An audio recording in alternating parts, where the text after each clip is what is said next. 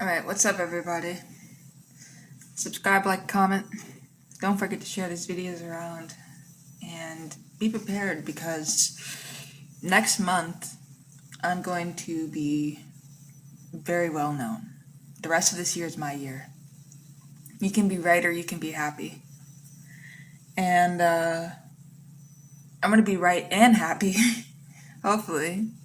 And sharing my story with the people of Denver, Colorado, and with all of you publicly at the After the Gender Experiment Convention next month, April 19th.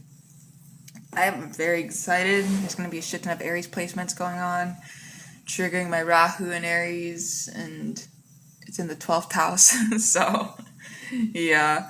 Well, I'm excited. I'm excited. And it's my first time getting on a plane next month. But anyways, yeah. So stay tuned. We're going to get some articles published.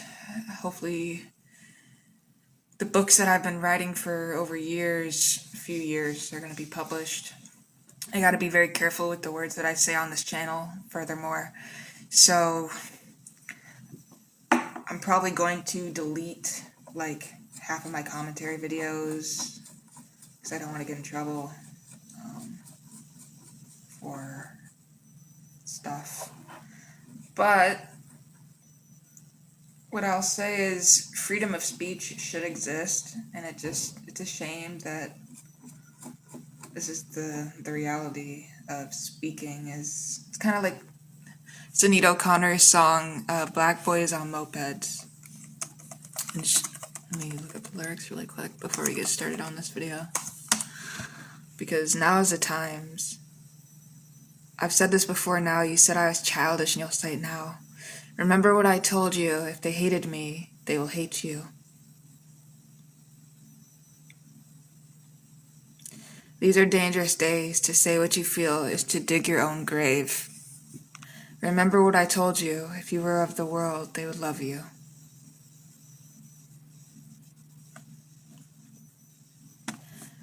And that song came out in, let's see, March 20th, 1990, so there is a lot of Aries placements. Sinead O'Connor was a sun in Sagittarius.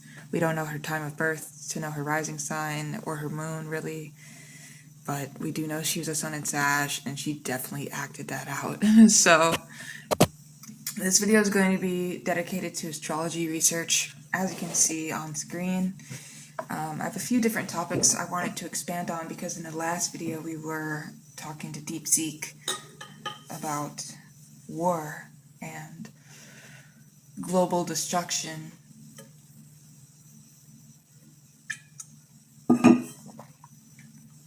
Global concepts. Shout out Robert DeLong.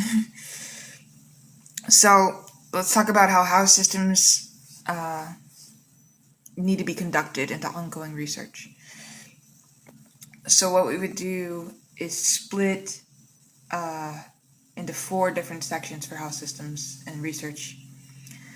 Predictive accuracy, comparisons across systems using historical event databases. In fact, let's go ahead and can I mark this up? I could.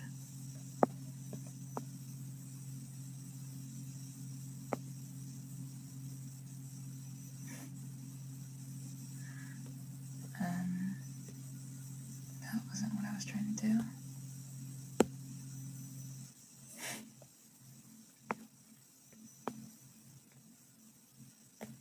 Wow, I'm so confused. Alright. So predictive accuracy comparisons across systems using historical event databases. Philosophical assumptions embedded in each system's mathematical bases, cultural preference patterns, and their correlation with worldview differences. Computational harmonization allowing simultaneous multi-system chart calculation. So what I'm going to do, or what we're going to do together in this video, is kind of dissect astrology research mapped out into different categories, like we just said. It's like computational analysis of all 210 20th century wars against the 2023 study methodology. Retrograde density mapping. This is pretty fucking cool. I really want to do this right now. So I think we're going to start out with that, density mapping for major conflicts, starting from 798 CE to the present moment, which is 2026, of course. And then planetary condition analysis for current Ukraine, Russia, and Israel-Iran tensions. So we're going to get on Deepseek now. And we have Deepthink on, we have Deep Search on. We're going to say craft advanced astrology report on retrograde density mapping for major conflicts. And now let's see what happens. It says no suitable content found, but yet it still came up with something.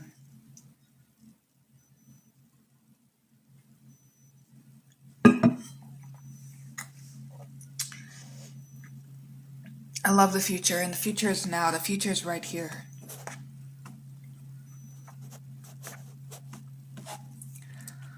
I also love the fact that I'm self-employed, and I don't have a boss telling me what to do. I am my boss.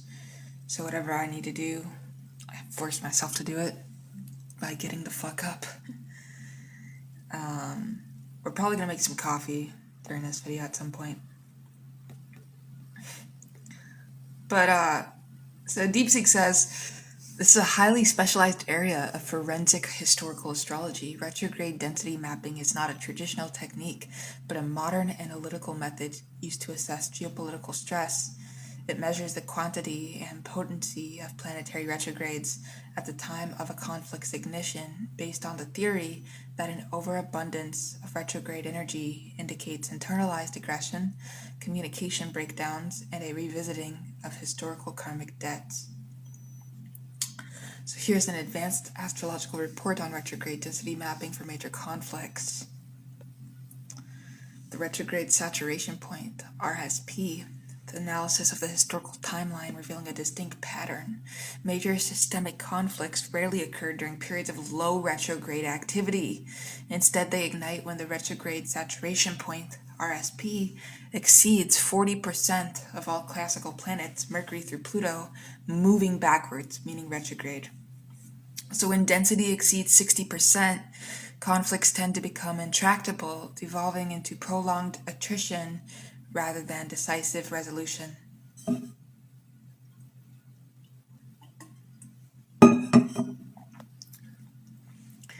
The feudal crucible, 798 CE through 1348 CE. There's the death of Charlemagne and the Viking onslaught, 814 CE.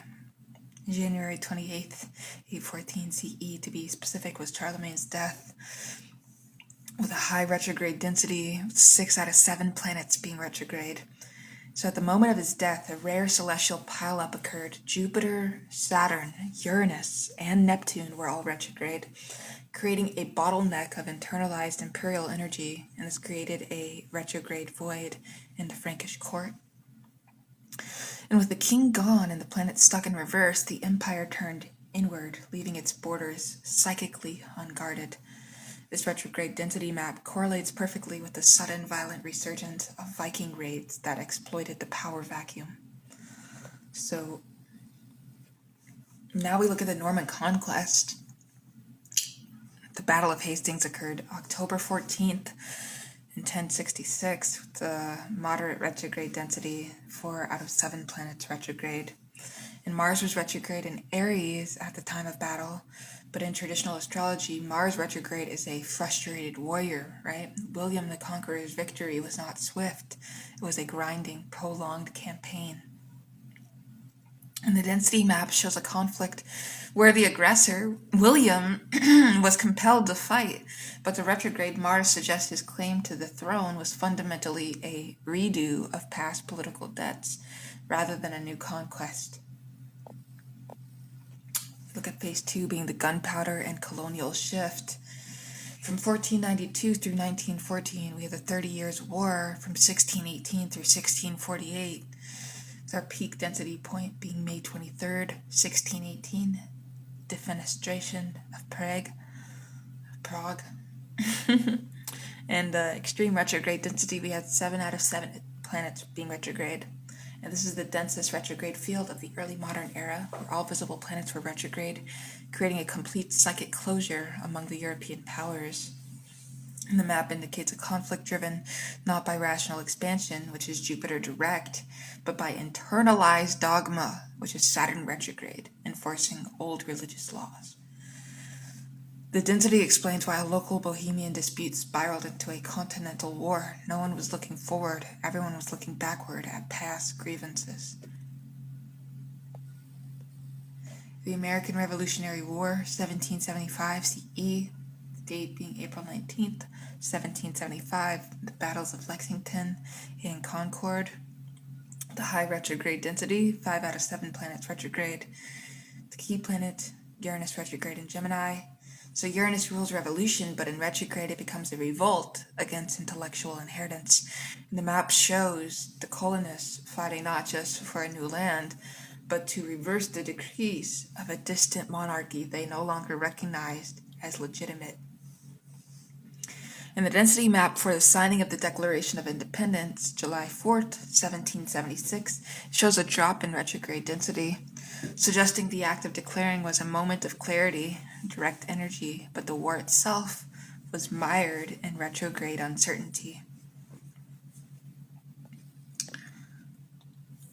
So what I'm going to do with this, and we left off on phase 3.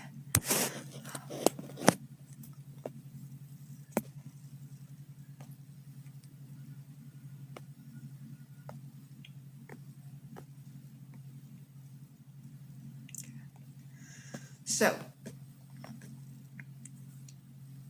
now that we're in docs and we can look at it way better,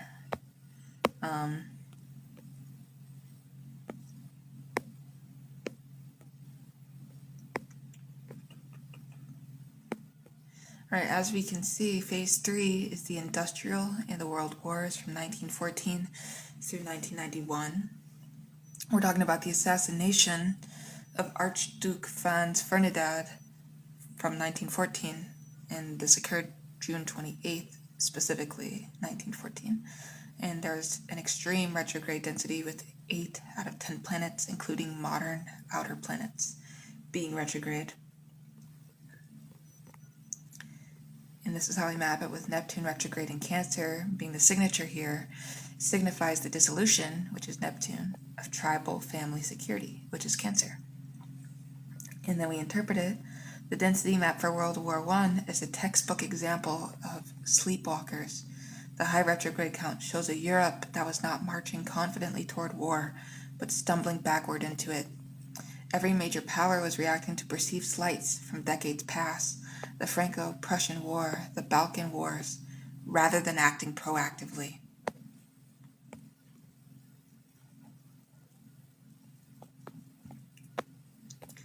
And of course, the invasion of Poland, World War II, which occurred in 1939 CE, specifically September 1st, 1939, with their moderate retrograde density, 4 out of 10 planets being retrograde. And our key distinction, well, unlike World War I, World War II had a lower retrograde density, but featured Pluto retrograde. So, Pluto retrograde signifies a conflict of generational shadow and the forced regeneration of power structures. The density map suggests Hitler's aggressive move was a quote-unquote direct action, few retrogrades, but the global response, being the UK, France declaring war, occurred under the retrograde influence of Pluto, forcing the world to confront the dark underbelly of fascism.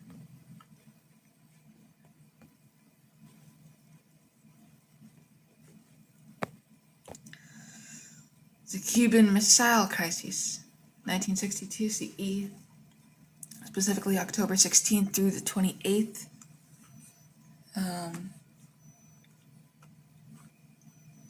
1962, with a very high retrograde density, 6 out of 10 planets retrograde, and the crisis itself was a retrograde event. So both Kennedy and Khrushchev were operating under immense internal pressure.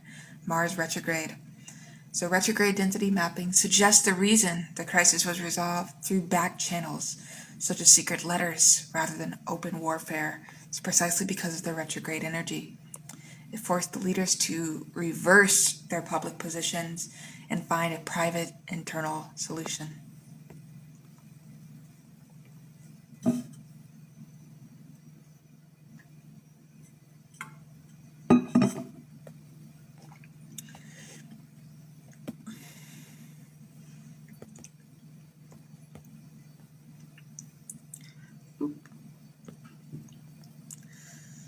Alright, phase 4.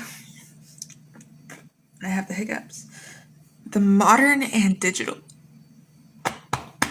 era. The modern and digital era.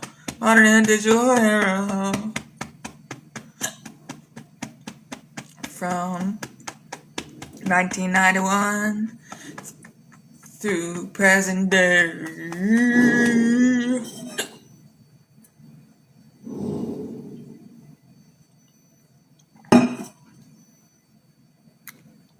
Very Mercury and Pisces. Alright. The Gulf War, 1991 CE. And this occurred January 17th. Specifically, what I'm going to do is go get some hot coffee, warm the vocal cords up and the hiccups, so I'll be right back.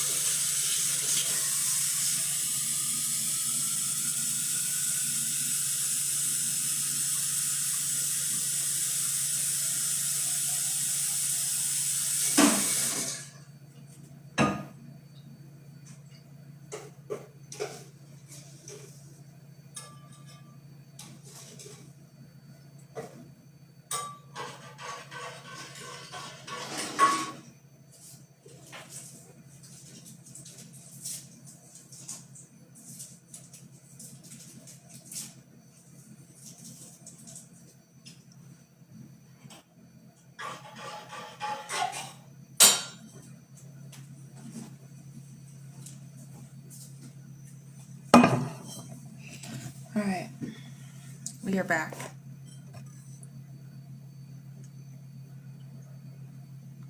Alright, that tastes really good. We needed some coffee. Should have started the video with that, but we also have hiccups going on.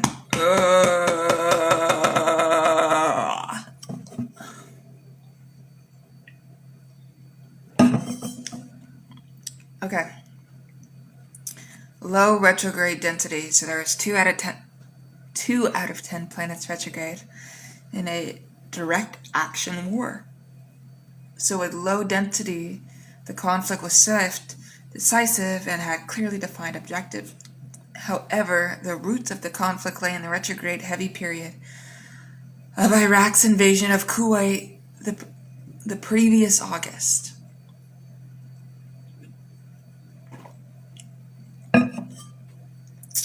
Let's talk about the War on Terror. If I can stop the hiccups.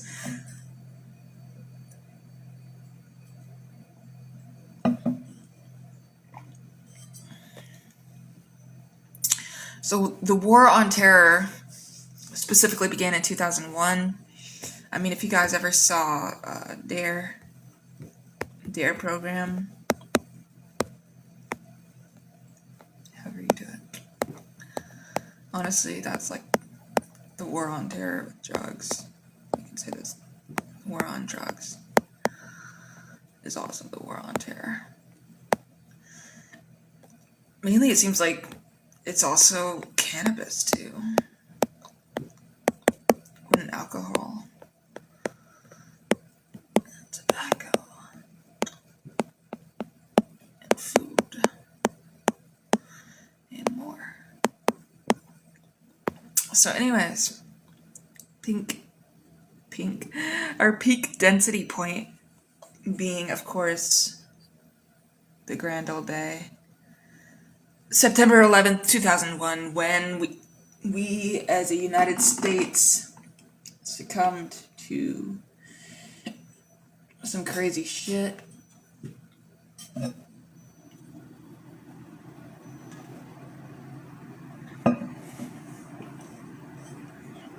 So, there's a moderate to high retrograde density with 5 out of 10 planets retrograde.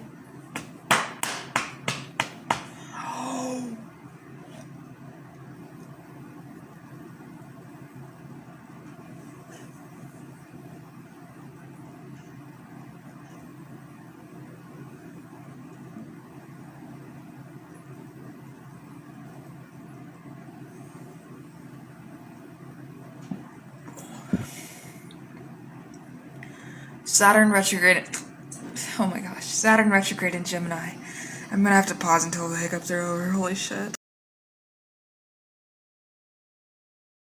Before I got distracted by my hiccups, I was talking about the War on Terror, 2001 CE to the present moment, which is 2026.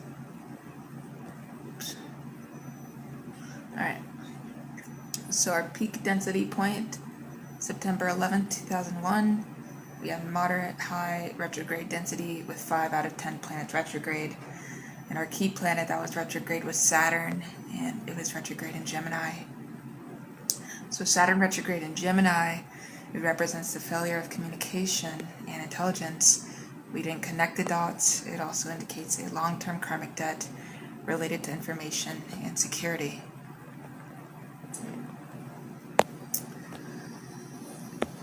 And the density map for the post 9/11 era shows a conflict that is not linear. It involves ghosts, non-state actors, indefinite timelines.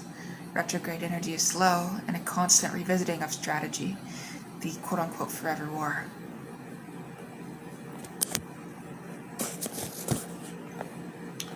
Let's talk about the Russian invasion of Ukraine. February 24th, 2022. So retrograde density being moderate, 4 out of 10 planets retrograde. And our planetary signature is Mars in Capricorn direct, the ambition to build, control, and Jupiter in Pisces direct, the fog of war and humanitarian crises.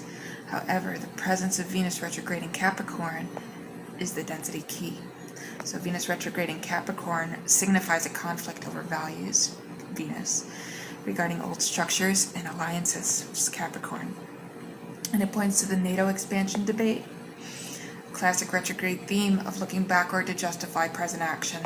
The conflict shows high retrograde traits, is grinding, positional, and reminiscent of World War I trench warfare, rather than the lightning war originally anticipated.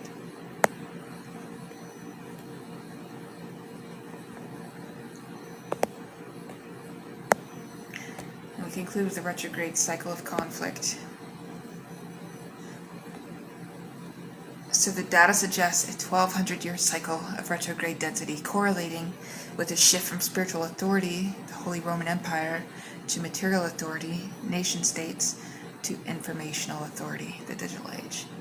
The conflicts with the highest retrograde density, like the 30 Years' War in World War I, are characterized by mismatched perception. They occur when the collective consciousness is moving backward, trying to apply old solutions to new problems. And as we move further into the 21st century, monitoring the RSP retrograde saturation point may become a vital tool for geopolitical analysis to predict when the world is about to turn inward and eventually turn on itself. Alright. So not just that, but we also...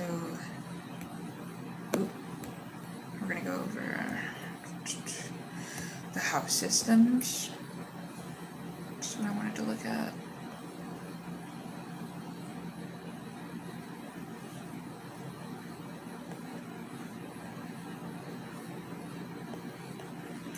So, going back to Deepseek, and we say,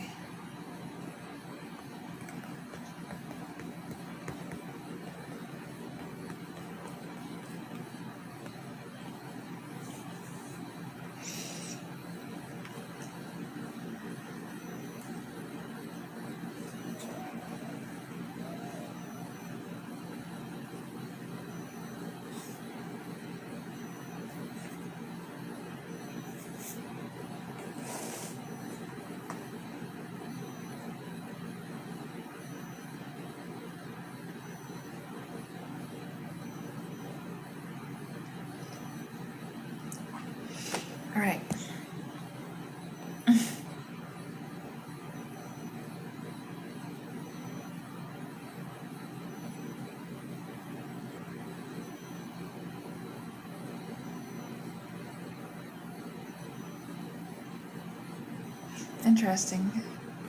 I got confused. Let's say, right, a essay on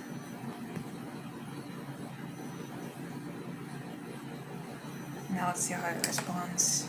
Give it a different prompt.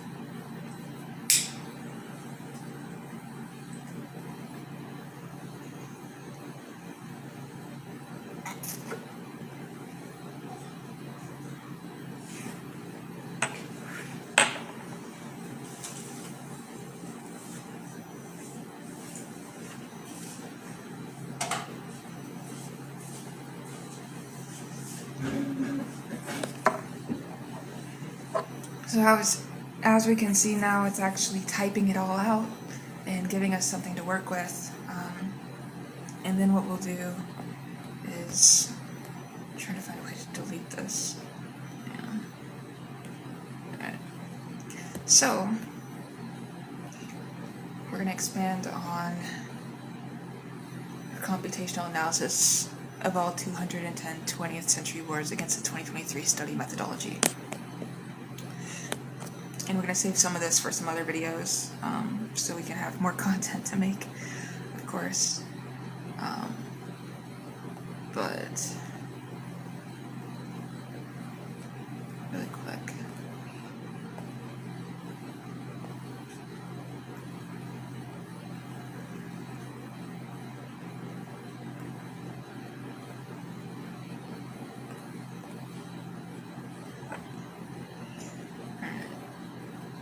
Second.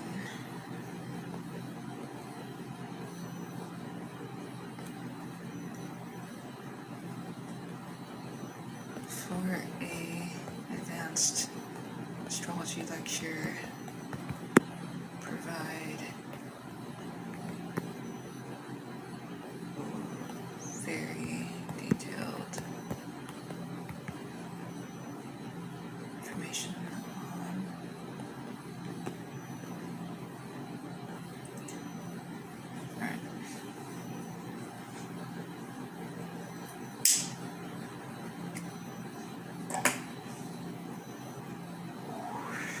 For those of you that don't know, this is how you make AI work for you.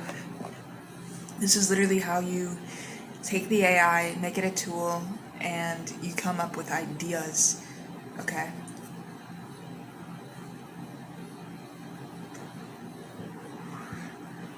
So, as we can see, it literally came up with the 2023 Bozo study, methodology and findings. The 2023 study by Jordi Bozo, published through Science Open preprints, addressed a fundamental question in non-natal astrology.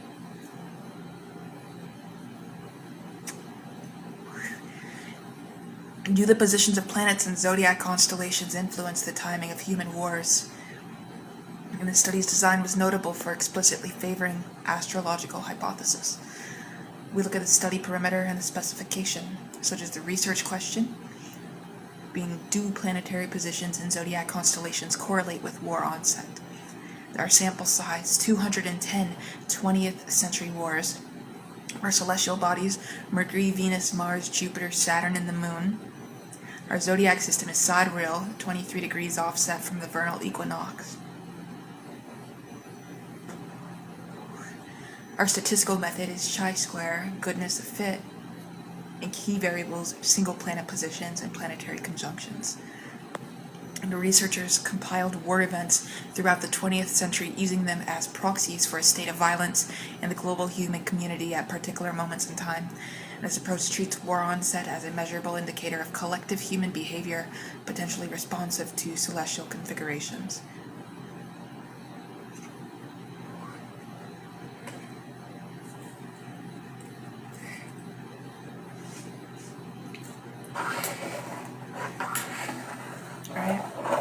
So,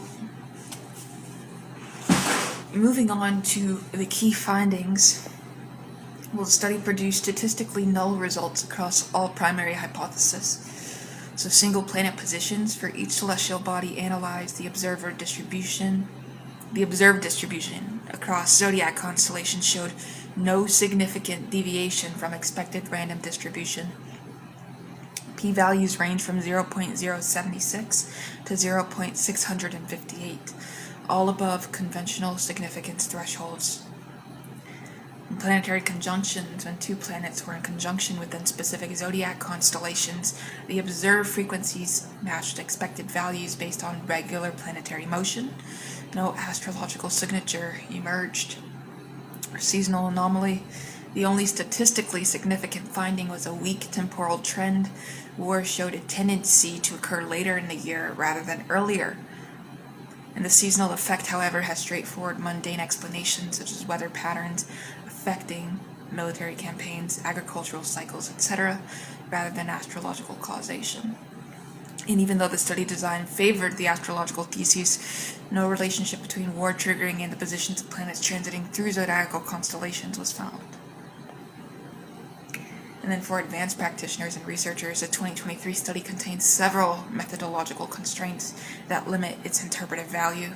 The single zodiac system with sidereal only, no tropical comparison, no house system integration, houses not considered, spatial dimension missing, binary war coding, onset only, no intensity, duration, or type differentiation, limited celestial bodies, outer planets, Uranus, Neptune, Pluto excluded, no retrograde analysis, direct retrograde status not examined, single moment focus, no temporal pattern analysis before, after onset. And these limitations are not criticisms, they reflect the study's focused research design.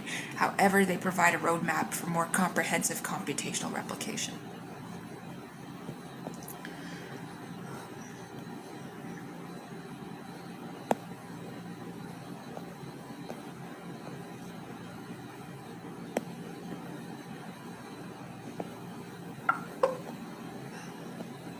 Interesting, it wrote it up in like code.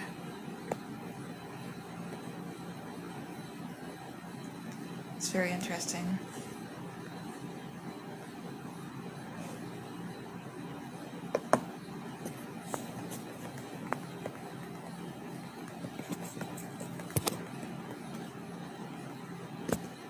We're going to say write an essay on it instead.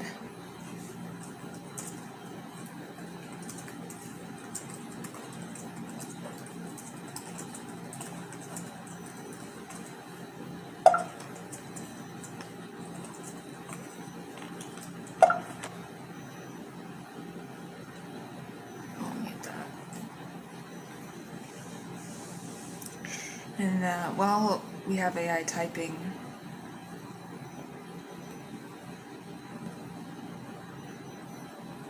we have Super Steve in the live stream chat on Meet Me. What's up? How's it going? And we're gonna use this subject for another essay in another video. So.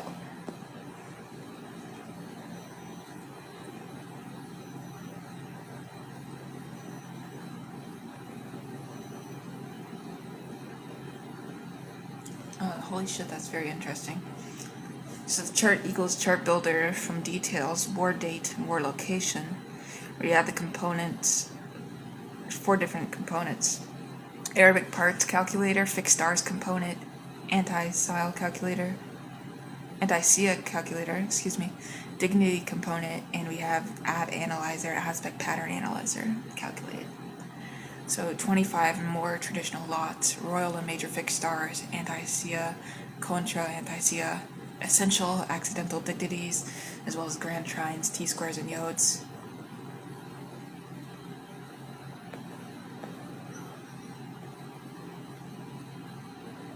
This is even more interesting when you look at the phases in the research question and the methodological approach. So we have 7 phases. The first phase being exact replication of Bozo's findings is the research question, and the methodological approach being sidereal zodiac only, chi-square tests, 210 wars. And then we have tropical sidereal comparison, both zodiac systems 9 Ionomsas, Bayesian comparison, multi-house system analysis, 17 more house systems, test pattern robustness, retrograde density hypothesis, count retrograde planets, correlation with war intensity, aspect pattern analysis, grand trines, T-squares, yods, configuration frequencies, fixed fixed star conjunctions, right? The royal stars and Bohemian stars, conjunction orbs, temporal pattern analysis, pre-war patterns, 631, month before onset.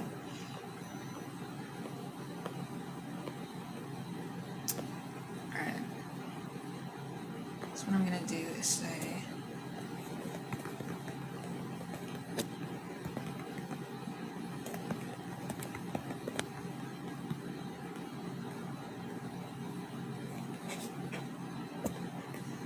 and I love how it gives references as well. It's very important.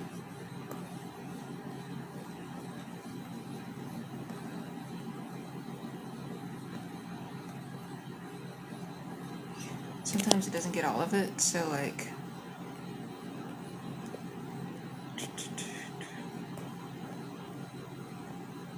left off on celestial.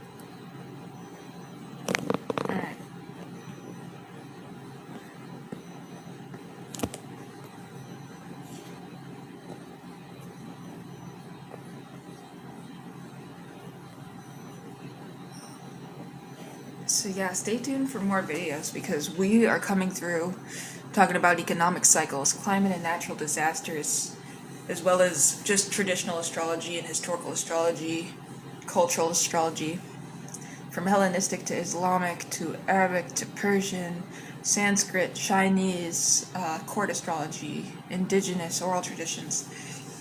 Subscribe, like, comment, and we'll see you in the next one with peace and love, teaching you more astrology.